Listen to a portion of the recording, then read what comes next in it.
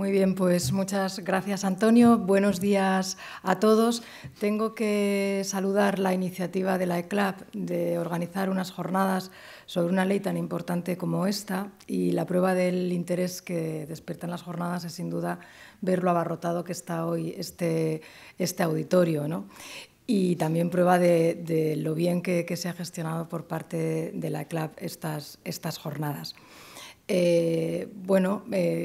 Agradezco a la ECLAP que me haya invitado a dar esta primera ponencia introductoria en la que voy a actuar como telonera de los magníficos artistas que me van a suceder en el uso de la palabra, que sin duda no les defraudarán detallando aspectos concretos de la ley, porque lo que a mí me corresponde pues no es más que hacer un repaso de las claves de esta ley y de las novedades más importantes que a buen seguro, pues a estas alturas, después ya de 2 meses de la entrada en vigor de la ley, pues todos conocen muy bien.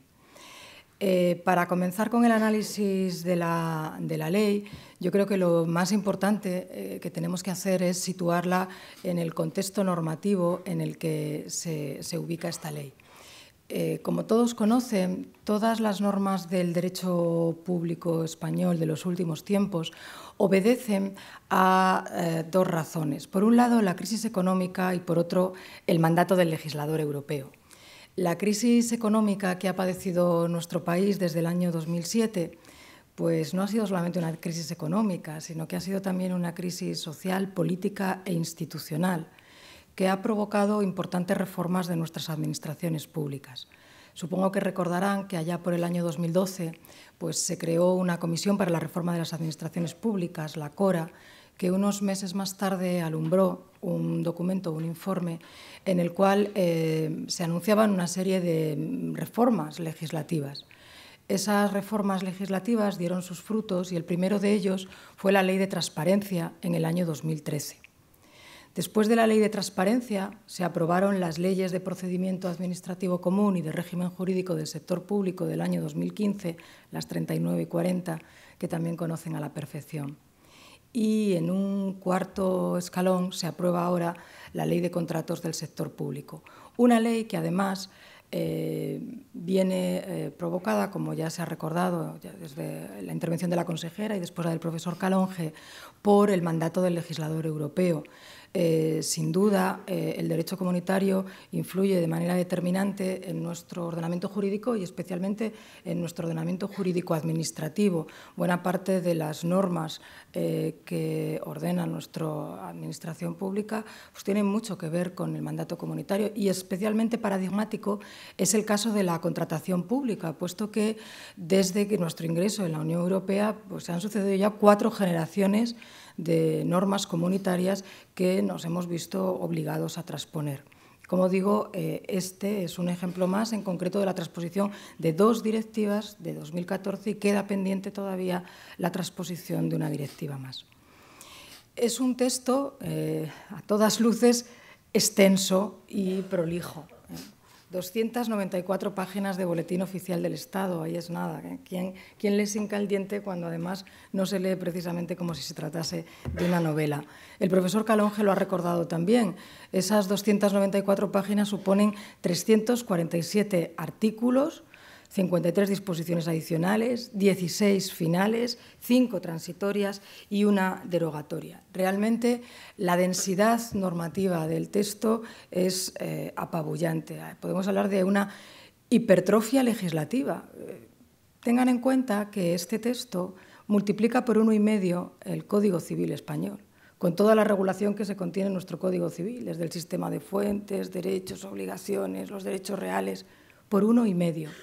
Pero es que si comparamos nuestra ley con las recientes normas francesa e italiana que han transpuesto también las directivas, nos encontramos con que nuestra ley multiplica por 4 en número de artículos a la ley francesa y mucho más en extensión.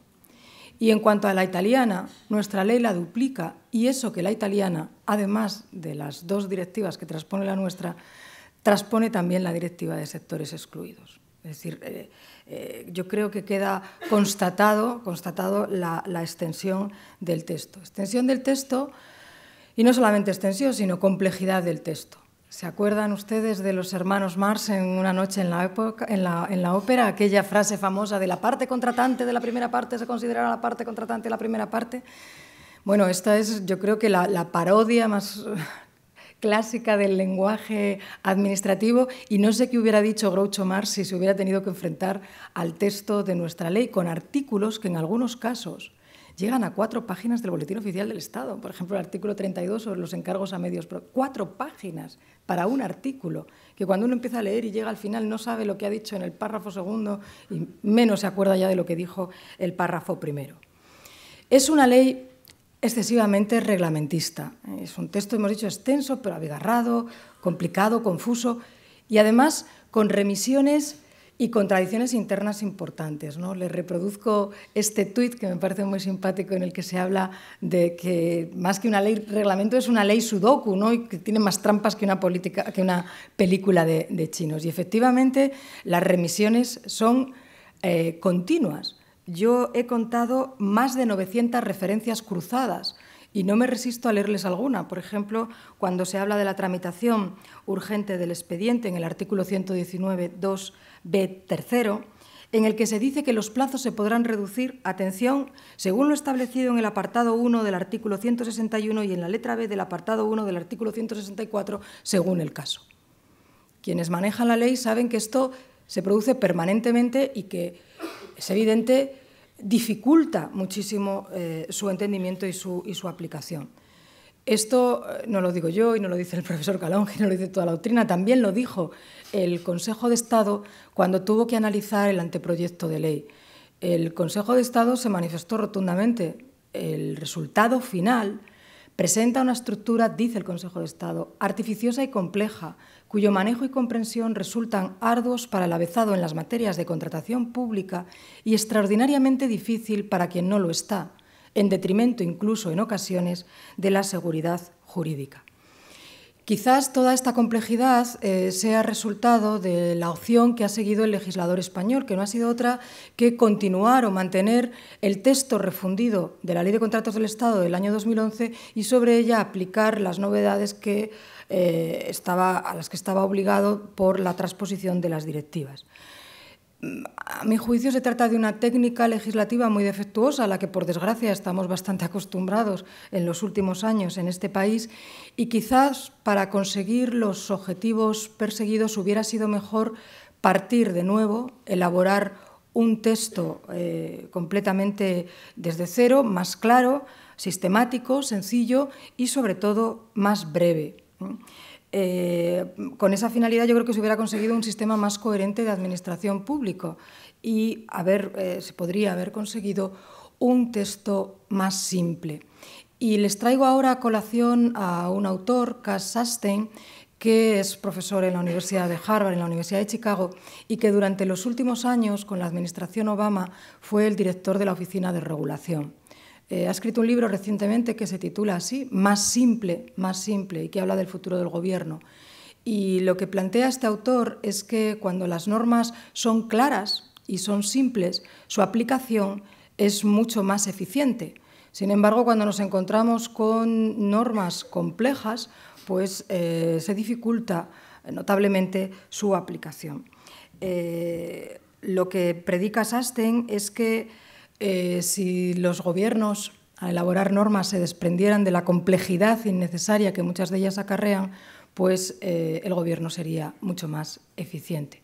Lamentablemente, la simplicidad no es algo que se pueda predicar de la ley que estamos analizando. Una ley que tiene una nueva sistemática con respecto a anteriores sistemáticas de la ley del 2007. Bueno, ahora los libros centrales de la regulación aplicable, se establece la regulación aplicable a cada entidad del sector público en función de su naturaleza. Recuerden que antes lo que se hacía es hablar de las distintas fases del contrato. Ahora se dedica un libro a los contratos de las administraciones públicas y otro libro a los contratos de otros entes del sector público. Esta ley parte de una serie de principios que lo que pretenden es asegurar la eficiencia en el gasto público. Y llama también la atención pues, que verdaderamente existe una inflación de principios de eficiencia, de calidad, de integridad, de transparencia, de competencia, de igualdad. una dispersión de fines que a veces dificulta incluso la interpretación sistemática de la norma. Ya saben aquello de quien mucho abarca, poco aprieta.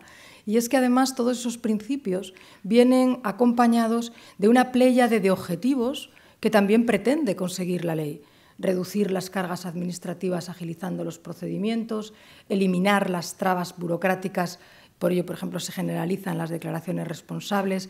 Se pretende también reducir los plazos de adjudicación y por ello se apuesta por los medios electrónicos, controlar la corrupción con una mayor transparencia y permitir asimismo una mayor participación de las pymes. En cuanto a los caracteres de la ley, pues en primer lugar, ya lo hemos señalado, se trata de una ley muy extensa y demasiado reglamentista. Y esto nos hace preguntarnos si se cumplen con la ley los recientes principios de buena regulación que establece el artículo 129 de la Ley de Procedimiento Administrativo Común. Principios, como ya lo he mencionado, el de simplificación, el de necesidad o el de seguridad jurídica. Yo creo que el texto adolece de la claridad imprescindible para facilitar su conocimiento y, como decía antes, también su aplicación. Se trata de una ley básica del Estado, prácticamente toda ella, con muy contadas excepciones, y todo ese carácter básico de la ley pues a veces dificulta la acción que puedan desplegar tanto las comunidades autónomas como las entidades locales. De esta cuestión me imagino que nos hablará esta tarde José Manuel Martínez Fernández, vicesecretario del Ayuntamiento de Valladolid, que se va a encargar de hablar del impacto de la ley en las entidades locales. Algunas comunidades autónomas también, como el caso de Aragón, pues han anunciado un recurso de inconstitucionalidad frente a la ley porque entienden que invade sus competencias. Es una ley, ya lo sabemos también, de transposición al ordenamiento jurídico español de las normas del derecho comunitario. Pero no solo eso. Desde el primer momento, con la ley, se ha querido ir más allá de la mera transposición de las directivas y lo que se ha pretendido es mejorar el sistema de contratación pública y hacerlo con una mayor eficiencia, con una mayor transparencia y una mayor integridad en el marco de la estrategia, como nos recordaba la consejera, 2020. Además, se quieren promocionar los objetivos sociales, laborales y medioambientales, así como la innovación y evitar la corrupción. Es una ley continuista, es verdad, continuista del texto refundido de la Ley de Contratos del Sector Público, pero con grandes cambios. Y todos esos grandes cambios obedecen a tres razones. Por una parte, el enfoque estratégico de la contratación pública, de tal manera que se concibe la contratación pública como una herramienta para el desarrollo de políticas públicas y por eso se introducen las cláusulas sociales, medioambientales y laborales, o se favorece o se quiere favorecer el acceso de las pymes a la contratación pública. Es una ley también que pretende luchar contra la corrupción y por ello pues, promueve la profesionalización de la administración encargada de la contratación o regula cuestiones como las prohibiciones de contratar y trata de fomentar la transparencia, la integridad y la publicidad. Y, como decía, es una ley que transpone dos directivas del 2014, la Directiva de Contratación y la Directiva de Contratos de Concesión, pero que deja sin transponer una directiva más, la número 25 de ese mismo año de 2014, sobre los sectores excluidos. En cuanto a su tramitación parlamentaria, las directivas marcaban una fecha límite que era el 18 de abril del 2016. Antes de esa fecha, un año antes prácticamente, el Consejo de Ministros había presentado un anteproyecto de ley.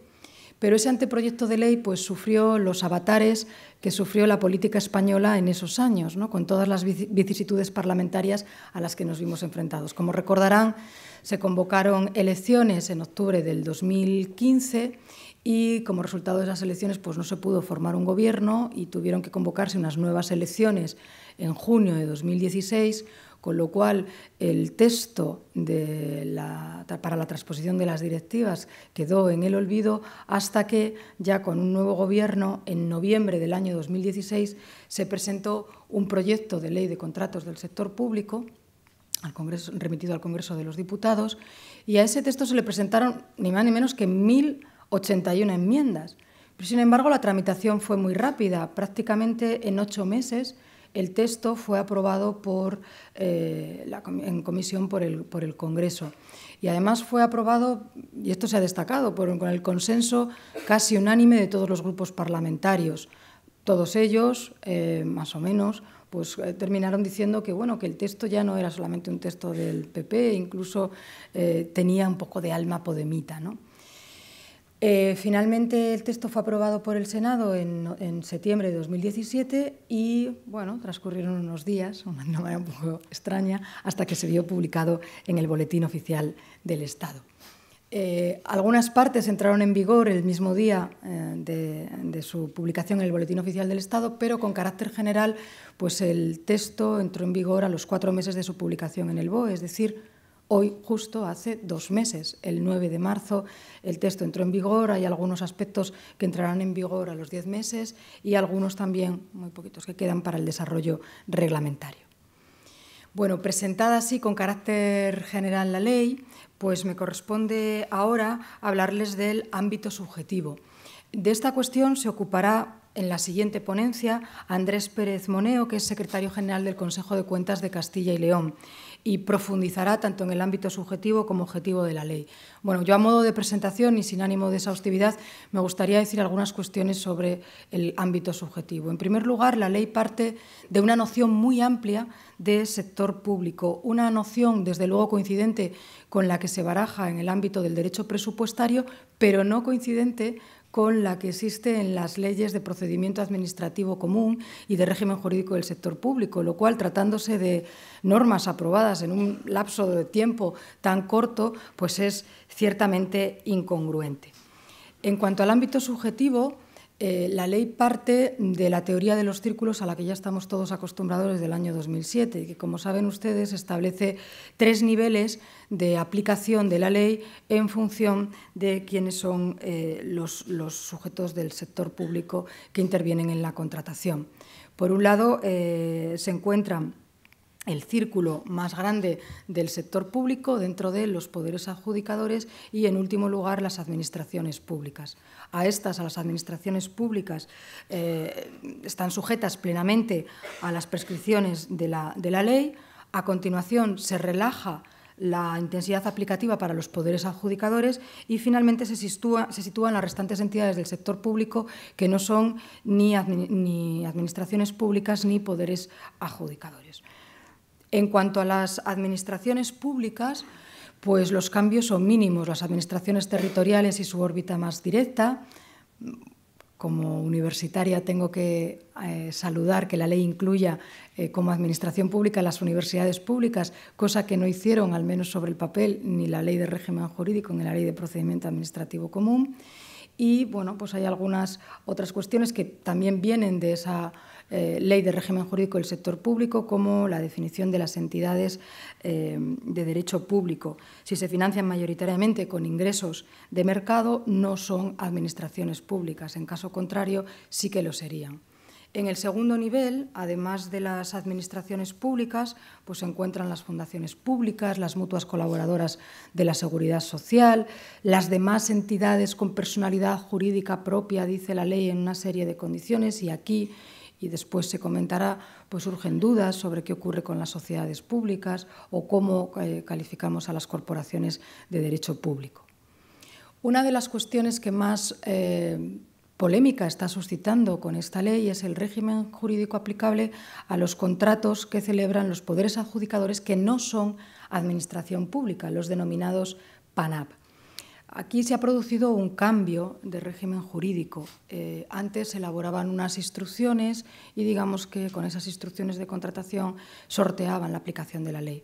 Sin embargo, ahora se pretende someterlos a la ley y establecer, en cierto modo, una uniformidad de régimen jurídico.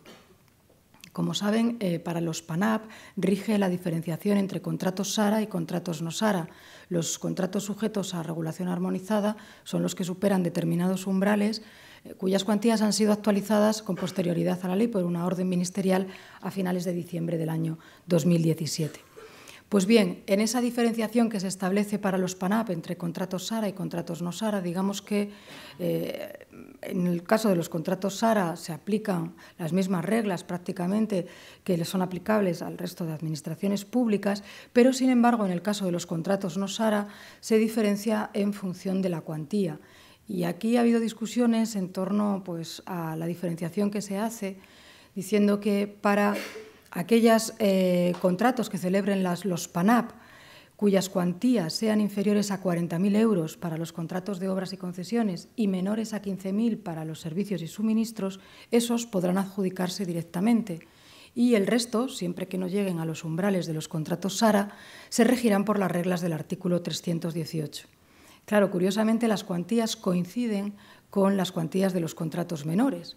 ¿Se les aplica exactamente el mismo régimen que a los contratos menores? Bueno, autores tan destacados en materia de contratación pública como Jimeno Feliu entiende que así debe ser. Yo tengo mis dudas porque si la ley lo hubiera querido así, quizás tendría que haberlo dicho expresamente, pero avala también su posición un informe, el 2018, de la Abogacía del Estado, que precisamente daba respuesta a la pregunta que le planteaba sobre esto el Instituto de Crédito Oficial, que, como saben, es un PANAP. En cuanto a las instrucciones de contratación, se ha dicho que desaparecen las instrucciones de contratación, pero hay también una polémica disposición transitoria quinta en la que se dice que tendrán que actualizarse en el plazo de 4 meses esas instrucciones de contratación e incluye también a los PANAP. Bueno, yo creo que en este caso hay que entender que esas instrucciones de contratación regirán en la medida en que estén adaptadas a las reglas que establece el artículo 318 y que tendrán solamente una validez como reglas organizativas ad intra, ¿no? Que es lo que también señala el informe de la Abogacía del Estado. Las instrucciones de contratación, para quienes sí que se mantienen, es para los contratos del sector público que no tengan el carácter que celebrados por aquellas entidades que no tengan el carácter de poderes adjudicadores. En este caso también se ha producido una cierta administrativización de los actos preparatorios y de la adjudicación de los contratos que celebren estas entidades. Como decía antes, esas instrucciones de contratación tienen que adaptarse a la ley en el plazo de 4 meses y esas instrucciones de contratación internas también se contemplan para los partidos políticos, los sindicatos y las organizaciones empresariales. Esta es una de las novedades o de las grandes novedades de la ley, al menos ha sido una de las más cacareadas, aquello de que el ámbito subjetivo se amplía y se les aplica también a partidos políticos, sindicatos, etc. Y la verdad es que considero que es uno de los grandes fiascos de la ley, porque se les aplica pero con tantos matices que desde luego habla mal de la pretendida regeneración política. Solamente se les aplica en los contratos SARA y siempre que su financiación sea mayoritariamente pública.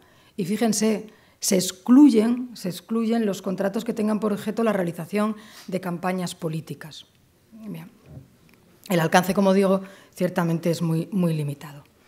Bueno, por seguir avanzando, hay que presentar también la cuestión de la tipología de los contratos. De esta cuestión se va a encargar el profesor Tomás Quintana, de la Universidad de León, que les hablará de las distintas modalidades contractuales y también de los encargos a medios propios. En cuanto a la nueva tipología de contratos, pues una de las cosas más destacadas es que tenemos que entonar un requiem por el contrato de colaboración público-privada, que, como antes comentaba el profesor Calonge, era una figura muy querida para mí, porque cuando se aprobó la ley del 2007 y se introdujo aquel articulito 11 que hablaba de la colaboración pública entre el sector público y el sector privado, pues a mí me parecía que aquello iba a ser una fórmula de gran éxito y una fórmula revolucionaria.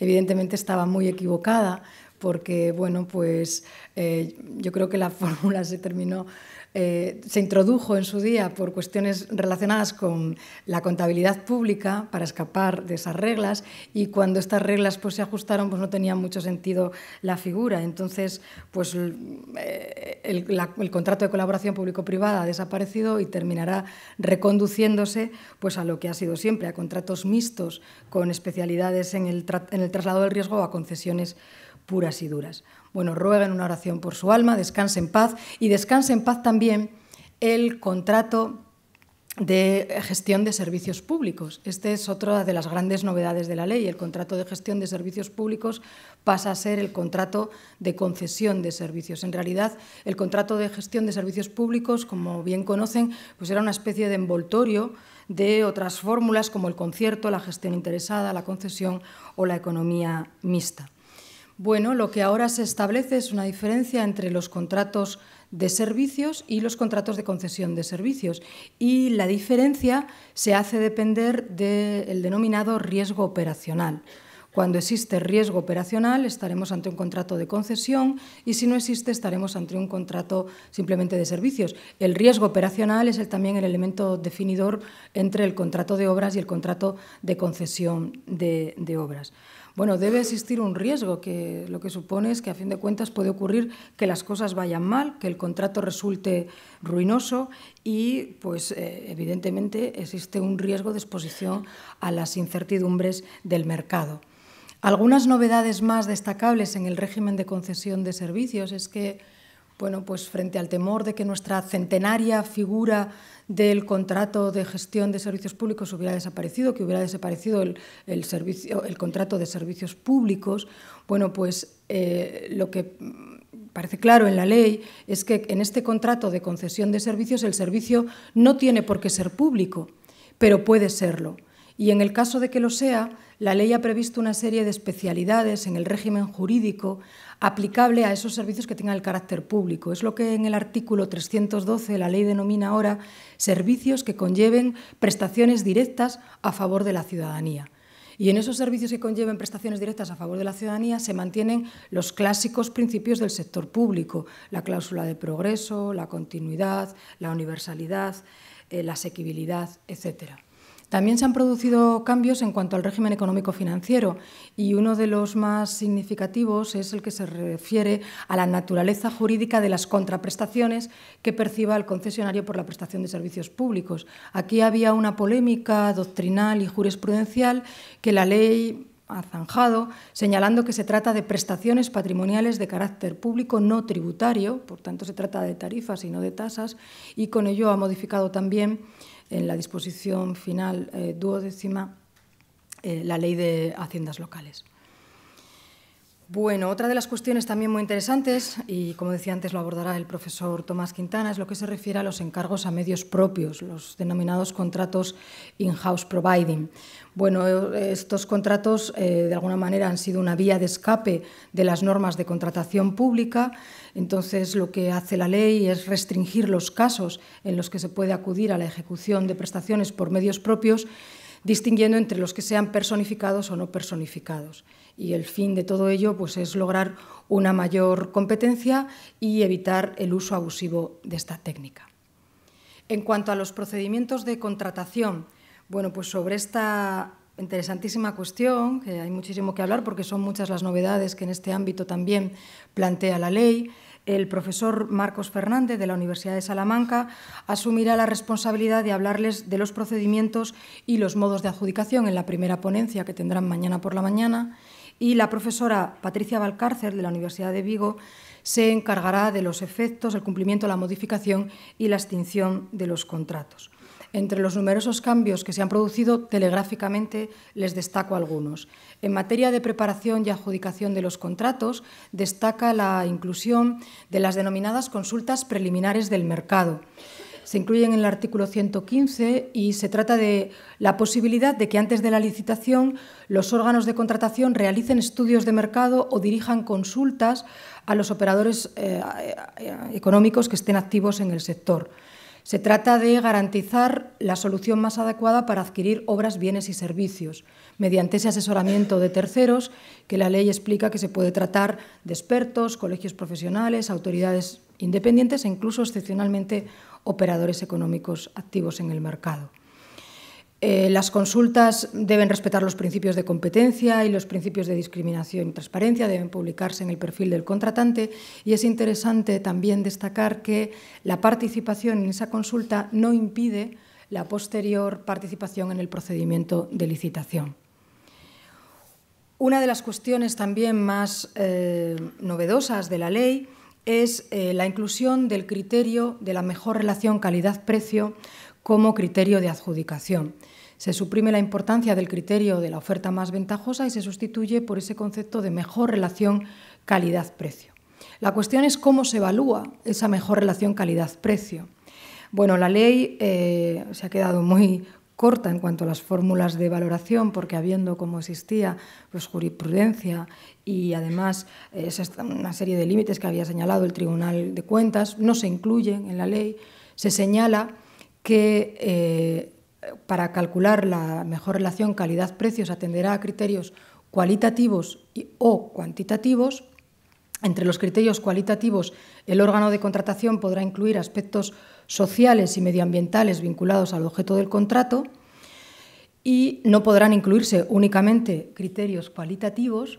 Y entre los criterios económicos, pues, se habla de aquellos relacionados con el precio, la rentabilidad o ese concepto que es el coste del ciclo de la vida. Un concepto que todavía no está muy claro, cuya aplicación supone una carga para los gestores de la administración pública y que esperemos que la Unión Europea, como tiene anunciado, pues en breve estandarice la forma en que ha de calcularse el coste del ciclo de la vida. En cuanto a los procedimientos de adjudicación, pues además de los procedimientos existentes en la actualidad, el abierto, el negociado, que pasa a llamarse procedimiento de licitación con negociación, el diálogo competitivo y el restringido, se añaden nuevos procedimientos: el procedimiento de asociación para la innovación, el procedimiento abierto simplificado en el artículo 159 y casi escondido ahí en el párrafo sexto del artículo 159 se encuentra el procedimiento abierto que ya hemos denominado supersimplificado, ¿no? Desaparece además el procedimiento negociado sin publicidad, que viene a ser sustituido por el procedimiento abierto simplificado, pero digo desaparece entre comillas, porque si bien es cierto que la regla general es que todos deben ser objeto de publicación, lo cierto es que este procedimiento se puede usar excepcionalmente solo en los casos tasados del artículo 168. Sin duda, una de las cuestiones más polémicas de la ley, que está generando un enorme revuelo y que a mí, desde luego, me genera mucha preocupación por lo que está ocurriendo, es la relativa a los contratos menores. Bueno, los contratos menores pues tratan de reducirse para generalizar la transparencia y evitar la corrupción. Se reduce el importe máximo, pasa de 50.000 a 40.000 para los contratos de obras y de 18.000 pasa a 15.000 para los contratos de servicios y suministros. Y además se establece que tiene que realizarse un informe por parte del órgano de contratación motivando la necesidad del contrato, junto con una serie de obligaciones respecto a la publicación en el perfil del contratante. Se limita la contratación de menores a un proveedor. En un párrafo tercero del artículo 118, que está dando lugar a ríos y ríos de tinta, un párrafo que todos conocerán perfectamente y que dice que en el expediente se justificarán dos cosas: que no se está alterando el objeto del contrato para evitar la aplicación de las reglas generales de contratación y, segundo, que el contratista no ha suscrito más contratos menores que individual o conjuntamente superen la mencionada cifra. ¿Cómo se interpreta eso? Desde el punto de vista del ámbito objetivo, subjetivo y temporal, pues opiniones hay para todos los gustos. Como saben ustedes, ya antes de entrar en vigor la ley y desde que entrara en vigor hasta hoy, las juntas consultivas del Estado y de diversas comunidades autónomas pues han ido emitiendo informes en los que se pronuncian de manera muy dispar sobre esas cuestiones que antes señalaba, sobre el ámbito objetivo, el ámbito subjetivo y el ámbito temporal. Bueno, en las siguientes ponencias tendrán ocasión de debatir sobre esta cuestión. A mí, como les decía, me parece lamentable, genera una enorme inseguridad jurídica y cuando uno se pregunta ahora cuál es el criterio que debe aplicarse, pues la única respuesta plausible es: se aplicará el criterio que más le convenga a cada operador. Y además cada operador va a tener informes para poder justificar perfectamente cuál es su opción, lo cual, como digo, pues parece desde luego bastante lamentable. En fin, en cuanto a los efectos, de los contratos, la profesora Patricia Barcálcer se va a ocupar de todas estas cuestiones. Hay novedades en cuanto a la modificación de los contratos públicos, que saben que era una herramienta a través de la cual se pervertía la contratación. Hay novedades también en materia de subcontratación para aumentar la competencia y el mayor acceso a las pymes. Y en cuanto al control de la ejecución, pues merece destacarse la obligatoriedad de establecer una figura, que es la del responsable del contrato, cuya misión va a ser supervisar la ejecución del contrato. En los contratos de obra se establece que será el director facultativo, y en los contratos de concesión de servicios y concesión de obra pública, pues la Administración designará a una persona que actúe en defensa del interés general. Paso muy rápidamente sobre otras cuestiones que también están en la ley, como el control administrativo y jurisdiccional. Mañana, Javier Píriz, el letrado del Consejo de Estado, analizará los sistemas de control y el recurso especial de contratación. Y esta misma tarde, en la mesa redonda, Ignacio Pascual Aramburu, jefe del Servicio de la Intervención General de la Administración de Castilla y León, también se ocupará de estas cuestiones. Y les hablarán de cómo se incrementan los supuestos de nulidad, las causas de nulidad y cómo se suprime la cuestión de nulidad, del refuerzo que se ha llevado a cabo en materia del recurso de especial de contratación, o de qué manera se pone fin a la dualidad del control jurisdiccional. Otro aspecto también muy novedoso dentro de la ley es la organización administrativa de la gestión de la contratación. De esta cuestión se va a ocupar en la mesa redonda de esta tarde Alejandro Herrero Prieto, el letrado de los servicios jurídicos de la Junta de Castilla y León. Y pues, se analizarán cuestiones como el carácter más técnico que tiene la mesa de contratación, del papel que juegan los órganos consultivos para dar cumplimiento a las obligaciones de gobernanza de la directiva y, por ejemplo, de esa creada oficina independiente de regulación y supervisión. Otro bloque muy importante, y perdonen el acelere final, pero aquí me dicen que tengo que ir terminando, bueno, pues es el referido a la contratación estratégica. Decíamos antes que es uno de los enfoques nuevos de la ley. Se concibe la contratación como una herramienta para el desarrollo de las políticas públicas, y de ahí que la contratación tenga un enfoque responsable y sostenible.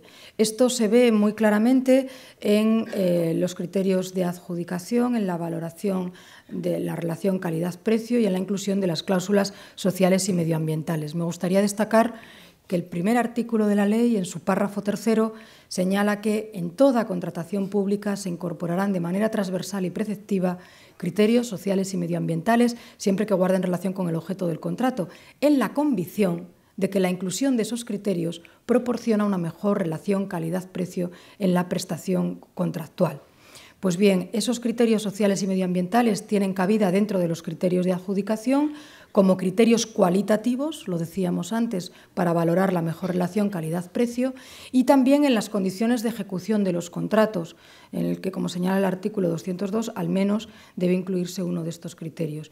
Y la propia ley los considera aspectos positivos, así lo dice el artículo 28.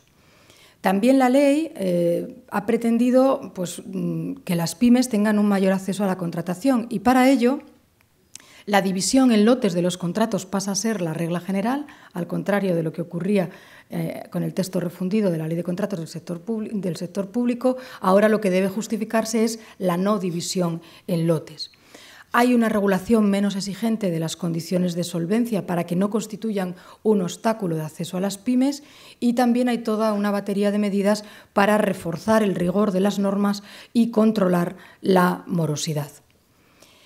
Otro aspecto muy importante de esta ley, que se abordará mañana por el profesor Carlos Aymerich Cano de la Universidad de A Coruña, es la lucha contra la corrupción. La corrupción es una lacra que tiene que evitarse. Tenemos que procurar que no se vuelvan a producir titulares de prensa como estos a raíz del informe a raíz de la publicación de un informe de la Comisión Nacional de los Mercados y la Competencia, hablando de los costes que supone la factura de la corrupción en la contratación pública. Y sobre todo lo que tenemos que evitar es que organismos internacionales como Transparencia Internacional sitúen a nuestro país en el puesto número 41 en el índice de percepción de la corrupción. Claro, este puesto número 41, entre 176 países analizados, es ciertamente dramático si uno tiene en cuenta que países como Costa Rica, como Brunei, como Lituania, como Dominica o Cabo Verde están situados mejor que nosotros. Bueno, para combatir el problema de la corrupción, la ley introduce desde el artículo primero el principio de integridad. El principio de integridad es uno de los principios de buena administración que contempla la Carta Europea de Derechos Fundamentales, y no solamente se trata de un principio general, la honestidad tiene también consecuencias jurídicas. La ley prevé los conflictos de interés y los define diciendo aquello que es aquella situación en la que pudiera parecer que hay una situación conflictiva, se amplían las prohibiciones de contratar y al mismo tiempo esas prohibiciones de contratar se relajan mediante medidas de self-cleaning o de redención o autocorrección. También hay toda una serie de medidas relacionadas con la gobernanza para evitar la corrupción, por ejemplo, la creación de esa oficina independiente de regulación o supervisión, o tratar de que se despolitice las mesas de contratación, y fundamentalmente contra la corrupción, que no es otra cosa que opacidad, lo que se pretende es transparencia y publicidad. Obligación de alojar el perfil del contratante en la plataforma de contratación pública del sector público, y para además reforzar esa obligación, pues establecen las consecuencias que ello lleva aparejada. La plataforma de contratación del sector público me lleva a hablar de la contratación electrónica, que es sin duda también una cuestión muy interesante, de la que se ocupará esta tarde en la mesa redonda Jorge Martínez Fernández, jefe del Servicio de Racionalización de la Contratación de la Junta de Castilla y León, y yo simplemente me voy a limitar a decirles que la contratación electrónica se menciona en 190 ocasiones a lo largo del texto, que se establecen nuevas obligaciones, como la de la utilización de medios electrónicos en materia de contratación pública, pero también que esas obligaciones tienen pues, algunas excepciones que a veces las hacen poner en duda, que se contemplan en las disposiciones adicionales 15ª a 17ª. Termino ya y concluyo en este repaso acelerado que he hecho de las principales claves y novedades de la ley, señalando lo siguiente. Bueno, la nueva ley es una ley a todas luces compleja y que contiene debilidades, que plantea nuevos y grandes retos para la gestión de la contratación pública. Es una ley de reacción, es una ley que pretende reaccionar frente a los numerosos abusos de los últimos años en materia de la contratación pública administrativa, y que para ello incorpora importantes novedades dirigidas a promover la concurrencia, la publicidad, la igualdad, la transparencia o la competencia empresarial. La pregunta es si se harán realidad esa eficiencia, esa visión estratégica, la integridad y la transparencia en la adjudicación de los contratos públicos. Bueno, ahora es el tiempo que nos toca a todos. Estamos en una especie de impasse de estos 2 primeros meses de entrada en vigor de la ley.